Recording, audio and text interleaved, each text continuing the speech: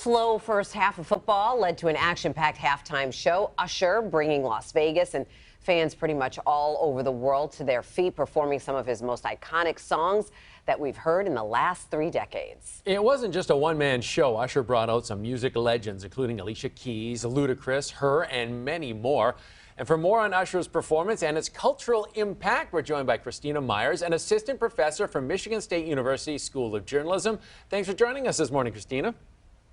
Good morning. Thank you so much for having me. And I still have a voice after that halftime show, so that's a good thing. That's good, because there's a lot of screaming and cheering for that. So let's get to that. What did you think? Did it live up to all the hype? Oh, absolutely. I mean, in 15 minutes, Usher gave us 30 years of a phenomenal career, and it's just solidified. If he hadn't done so before, of course he has, that he has longevity in this industry, and he truly gave us everything from when he started in '94 until last week when he just released his latest album, Coming Home. So it oozed Usher R&B through and through. Yeah, and it was nearly 13 minutes long. So many surprise guests. What do you think the highlight was? Oh man, there are so many amazing highlights. I love the storytelling. I loved how we started out, of course, the Super Bowl in Vegas. He just completed his residency in Las Vegas. So we had the showgirls. He was on the field, ground level, looking straight into the camera, giving us his dance moves. And I appreciated the nod to Black culture, to his home. You know, we had a celebration of historically Black colleges and universities with Jackson State University, the Sonic Boom of the South making an appearance with their band. Of course, we had the Kappas had an appearance, and then it ended with Atlanta. He had a celebration of Atlanta with Ludacris and Lil Jon and the performance of Yeah. So it just spoke to who he is as an artist and who he has always been. I loved it when he brought Ludacris out there among the many other guests he had. Now, I was surprised. I always knew Usher could move his feet. I didn't know he was such a good roller skater. Was there anything that surprised you? He was smooth on those skates.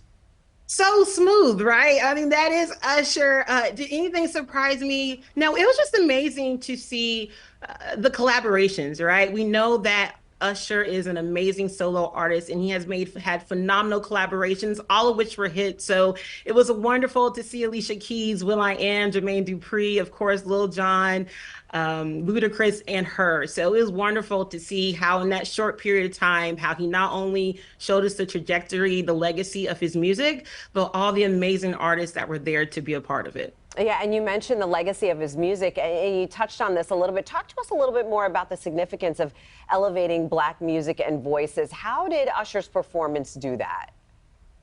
Oh, thank you for that question.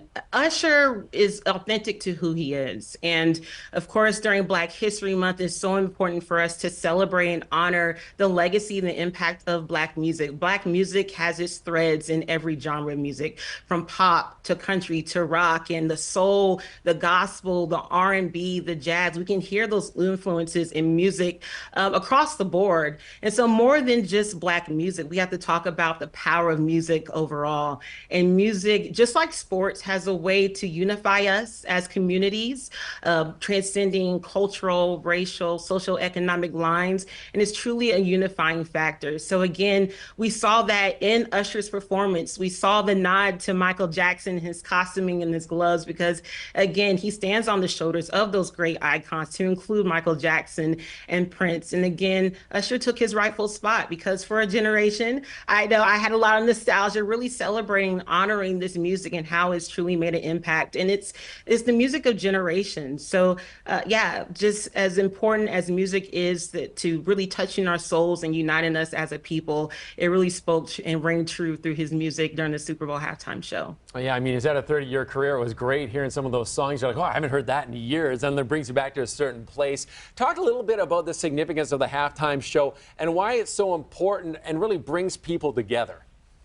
Absolutely. I mean, if you think about, football being America's favorite pastime, right? And one of the largest sporting events the world is watching, and then clashing that with music. I mean, it's a prime place to have that celebration of song. I mean, we started the evening out with Lift Every Voice and Sing, sung by Andra Day, also known as the Black National Anthem. We had Post Malone singing America the Beautiful. And then, of course, the great Reba McEntire ending with the Star Spangled Banner of the national anthem. So there's threads. The incorporation of music is significant in sporting events. And we see that as well with the Super Bowl. So it is that special touch. I know for some people who may not have a team they're rooting for, I know hopefully the Lions will be there next year. They said the main event was the halftime show. There can be arguments made about that, but it just goes to show how important that moment is, and how iconic the Super Bowl halftime show is, especially during this time. Yeah, and you mentioned how much music is woven in. Surprised by Beyonce's announcement?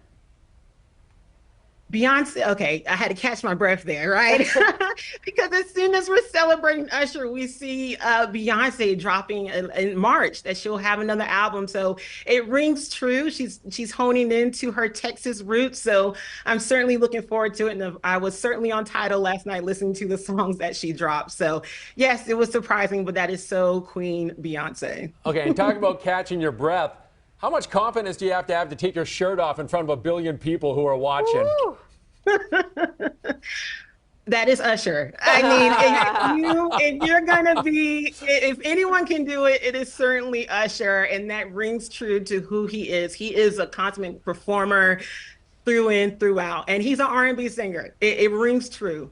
I don't want to take my shirt off in front of a mirror, so I was like giving him a lot of props on that, a lot of props. Christina, thanks so much for joining us this morning. This was fantastic.